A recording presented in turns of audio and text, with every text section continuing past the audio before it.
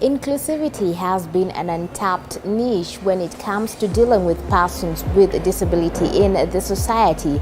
But with just the right tap on it, all issues barring them will dissolve in just the blink of an eye. Today, I'm joined by SALOME KIMATA. She was a former MCA of KIAMBU County. She gets to holistically elaborate her story and her journey with us here on Beyond the Limit. Welcome.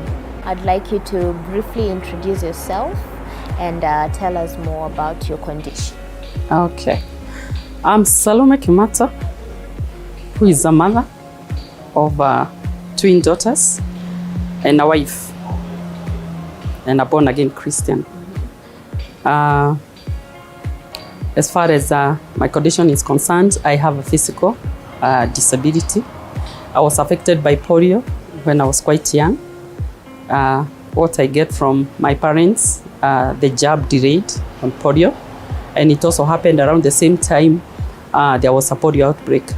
So it affected my right foot, that is poliomyelitis, and I've grown up as a person with disability, something I have lived with all along.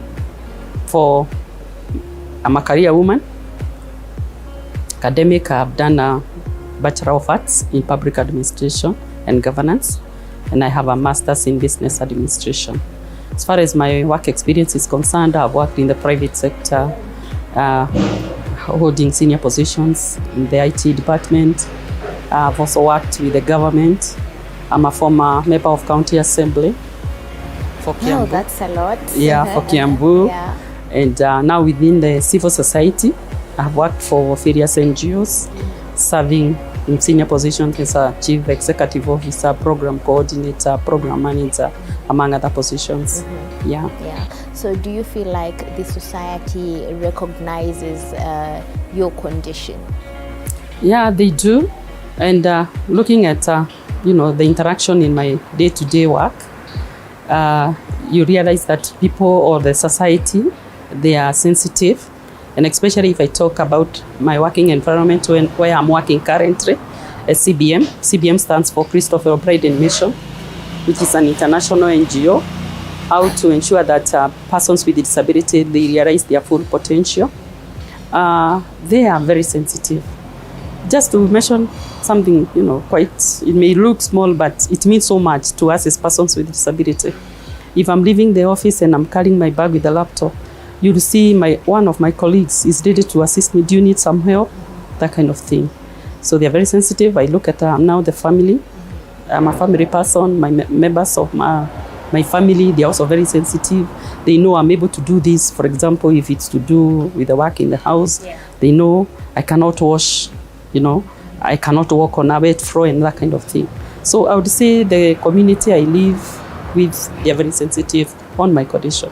Yeah. In regards to your career, being a former MCA, how was it for you? Was it a bit challenging?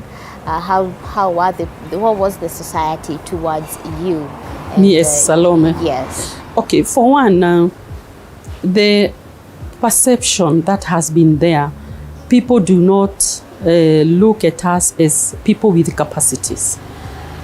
And let me also address something where we use the language of first person first, rather than you see my disability first, as opposed to see an individual. During my work in the assembly, I can tell you, because I served in various committees, trying to address issues of persons with a disability. People are like, they were like an afterthought. Issues of budgeting, for them to do what we call gender sensitive budgeting, you had really to push. All right? Because you agree with me, when you are not part of the planning, you also cannot be part of the implementation of any idea. All right. Yeah, but we managed, but of course, concerted efforts had to be put in. Yeah. And with that concerted effort that had to be put in there, are there any amendments that were made for the persons with disability, the society itself? Yeah. Talking specifically for KIAMBU County, because that's where I was serving, the issue of education, having what we call inclusive education. children with disabilities, we normally say they are not special, but they have special needs. I was able to push to ensure that they are not given bursary like their counterparts without disability, because their education has an extra cost. If you look with children with disabilities, they have to go, most of them, in learning institutions, special learning institutions. And they are, to ensure that there is also what we call reasonable accommodation, there is extra cost. So if you give this child the ordinary bursary you give to any other child, issues of retention and completion, they come up, because this child will not be retained in school and will not be able to complete. So I made sure that there is a special kitty that is allocated for children with disability. And just to be specific, there was an allocation of 12 million. Every budget for every year. Yes. And then also having what we call inclusive employment. We said that persons with disability, we should be given opportunity to know what we know best. And several people are employed within the county government, of course, through the executive wing. And we have ward administrators with disabilities who are still working there. And to me, that was a plus. Yeah. In matters of inclusion and diversity for persons with disability, how was it for you trying to battle, at the forefront? And with those amendments that you made, do you still follow up on some of them? And what are any other future plans that you've got in store for persons with disability? Okay, thank you for that. I'm looking at it from now, disability inclusion. And disability inclusion is where we embrace a holistic and right-based approach to programming.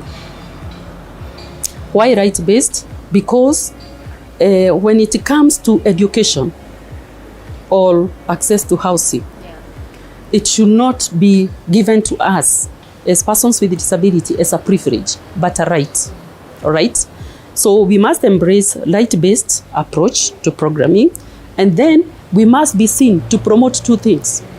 One, we promote empowerment of persons with disability, where you engage them in various empowerment initiatives. And two, we must also be able to promote opportunity. We ensure that these people that we have been able to empower, they are also able to access those opportunities. And then this, you do it through disability mainstreaming. And when you do it through disability mainstreaming, what is this that you are out to achieve? One, you want to achieve equality. You want to achieve non-discrimination. You want to achieve voice, yeah, and also achieve choice. Because people with disabilities, we must work in an environment where we are able to make choices, where we are able to amplify our voices, and where we do not experience discrimination. So, in relation to what I'm doing at CBM, we are undertaking various empowerment initiatives just to see that we embrace inclusion in all aspects of life.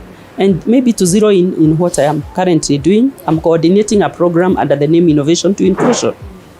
How do we embrace innovative strategies to ensure that persons with disability are able to secure employment? And for this specific program, we are targeting the private sector. Because you see, persons with disability may have those skills, but in terms of even getting to know that there are jobs that have been advertised, what methodologies are being used. And I also want you to look at it this way. Disability and poverty are intertwined. Either causes the other. So if this individual who has relevant skills for a certain position are struggling to put food on the table, will this person be able to buy that newspaper? Because many of the companies, they use the local dairies to do the advertisement. So we are reaching out to potential employers, advising them on what are the most appropriate methodologies in terms of job advertisement. Something else we are also doing is ensuring that, apart from even praising Salome at the place of work, how is the environment at the workplace? Is it enabling? Is it conducive? Depending on the impairment, that employee has. So we are conducting accessibility assessments in all these institutions, and we give it two perspectives: disability and gender. Disability perspective, we ensure if it is in terms of access, we use what we call RECU principle, RECU, because we look at the issue of reach. Is this employee being able to get to the workplace? How is the working environment? Yes. Yeah. Then there is also the issue of enter. Yeah, because you may have a facility like this one and Salome is working here. Will I be able to enter the facility? Then there is also the issue of saturation. When I get in the workplace, am I able to navigate? Probably I'm a wheelchair user and that kind of thing, and then use the facilities that are within. So we are looking at it, holistically in terms of accessibility, and then issues of gender. Yeah, if I'm a woman, employee, employed by company X, all right. In terms of pay, am I able to get equal pay with my counterpart whom we are in the same? All those other things. Toilets, do we have a toilet both to have a person with a disability, male and female? Because you find in most cases we are lumped together. Yeah. But for the other people, you find there is for men and women. Yeah. So we look into all those. And if the toilet is there, how usable is it for maybe a wheelchair or a person with whatever impairment? Yeah. So looking into that RECU, are there any case studies that have come out crying to you? They're like, our voices are not being heard, our choices as well are not being heard by the society. And what did you get to do about it? Did you get to follow up and make sure that such amendments have been made in various facilities for them? Okay. Well, you realize when certain initiatives are being undertaken and persons with disabilities are operating at the peripheral, that communicates volumes. Just to mention one initiative that we were doing the other day, because we realized that voices of persons with disability, they are not being heard. We did a disability research. We have an initiative at the CBM calling it Leaving No One Behind. And we have several coalition partners. CBM, we took lead in one of the counties, that is in Ebu. And when you look at the findings and the recommendations from that research that was conducted, it tells you that we have the duty bearers who do not take, or do what is expected of them. The other issue is looking at our target group, who are persons with disability. They are hardly involved, in those initiatives being undertaken either at the county level or even at the national level. And we proposed several things to be done so that we have an engagement. But before that happened, last week on Friday, I was in Ebu to disseminate the findings and those recommendations from the research. To who? To various stakeholders within the same county government. So that now we come up with an action plan. If it is you who is taking lead in this department, and this is an issue that has been brought up in terms of amplifying voices of persons with disability, what needs to be done to address that? So by evening, Friday last week, we were able to come up with an action plan of what should happen. Yeah.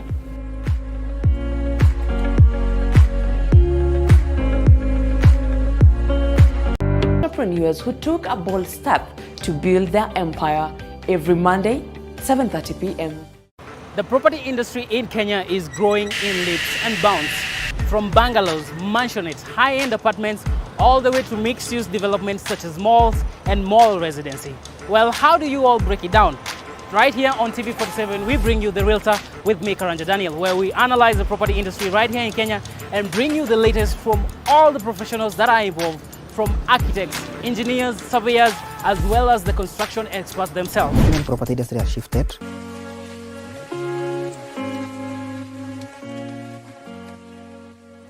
Away from the career now to your family, how has it been for you? Did you get to a point where you felt like you were a burden to either your extended family or your nuclear family? I'll tell you this. I, as Salome, I'm a person with very high self-esteem from when I was young, because I have never looked at my disability as an impediment, but I have looked for ways of how do I overcome my disability. I secured employment when I was very young, and good positions where I was able to make good income.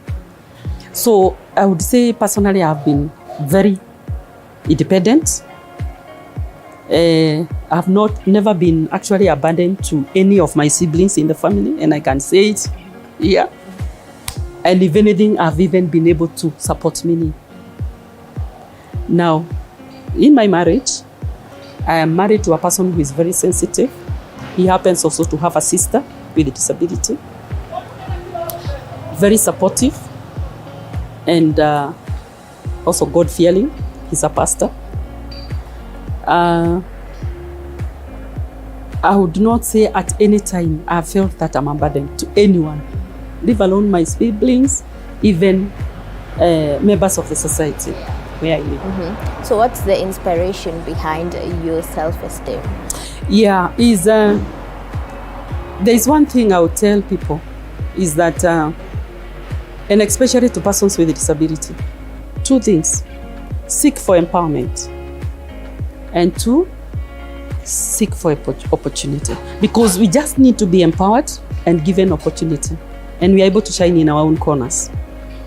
Then looking at it also from Christian perspective, the Bible says when there was that lame person and people asked who sinned, what did Jesus say? Neither sinned.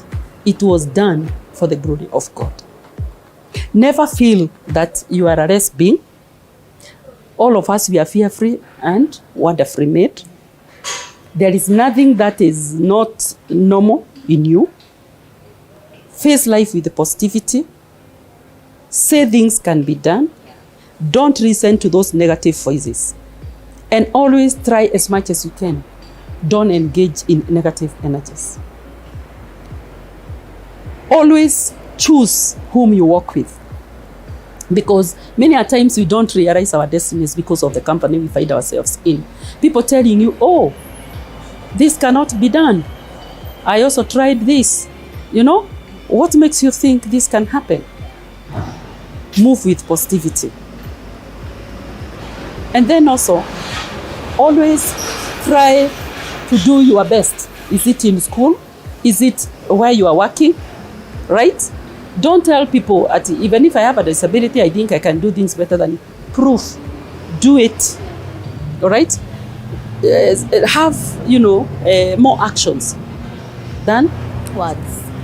Mm-hmm. Okay, did it ever get to a point where you felt like you just want to pull back a little bit because there was too much going on for you and you were like, maybe the society does not appreciate me enough, so I have to take a step back and just rethink?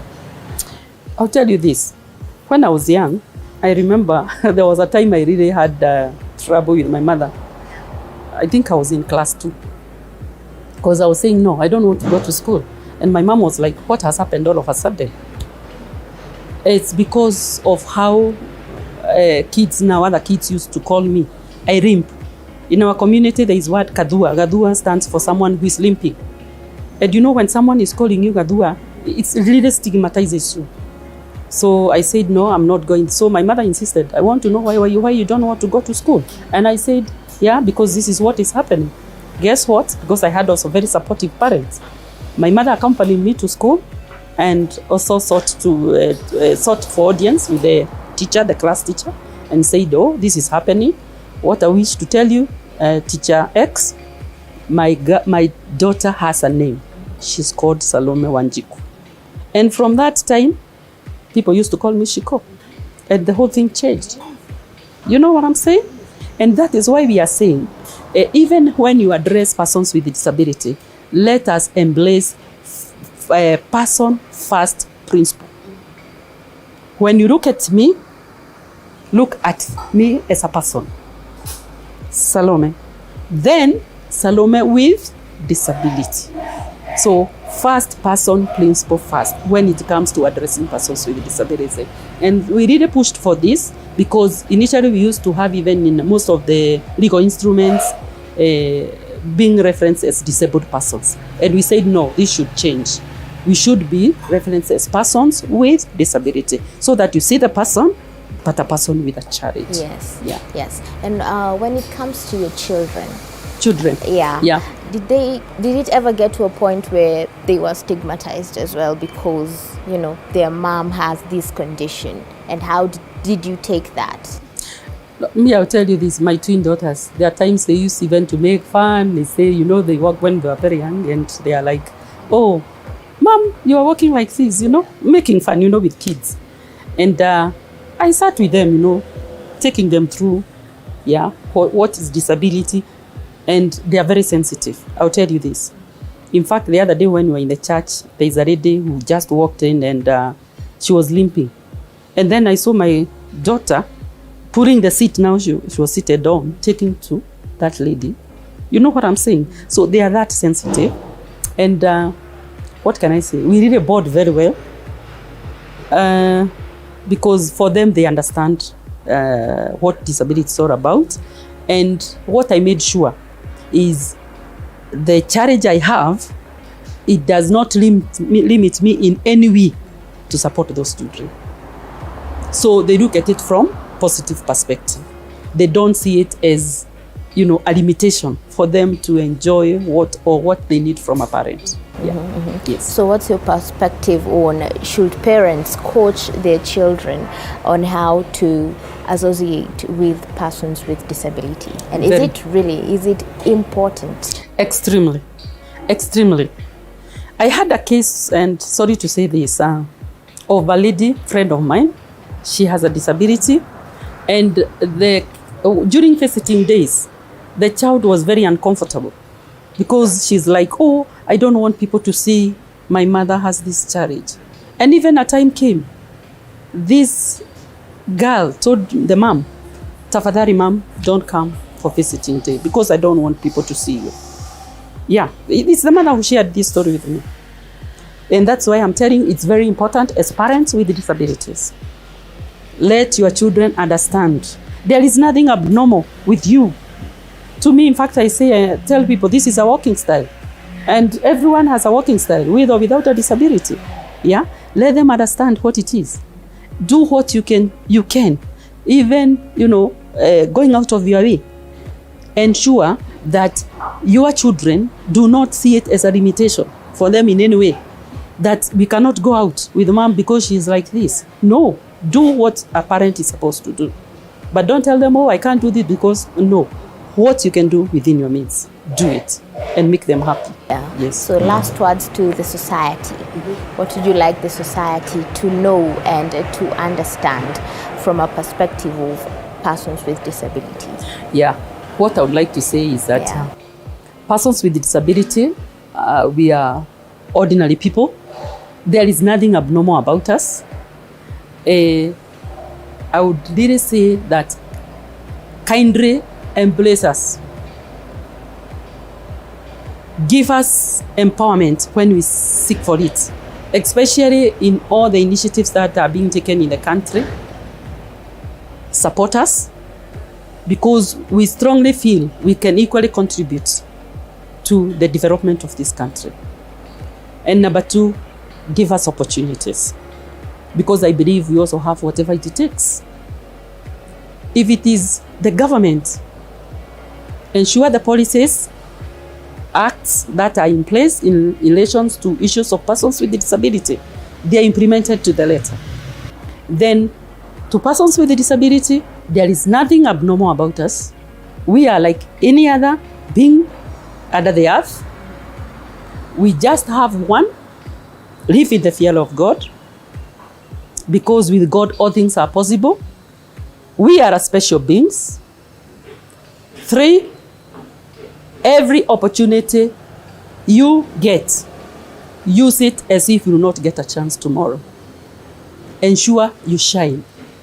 Then let us run away from sympathy. where we are saying, oh, because I'm like this, I expect people to do this. Do not be a crying baby where you keep whining, because people will be tired and easily get tired. Let them see, when they see you, see, oh, this is a person who can also equally do or even do it better than the way I do it without a disability. Yeah. Embrace positivity. Never engage in those negative energies, things that you cannot control. Just ignore and move on with life. Yes. All right. Thank you so much. All right. That was such an amazing, informative session right there with Salome Kimata. And as she has said, we should withdraw from the negative energy and, you know, get to engage more in positive matters that will change their society as a whole. Now, that's all that we had here for you on Beyond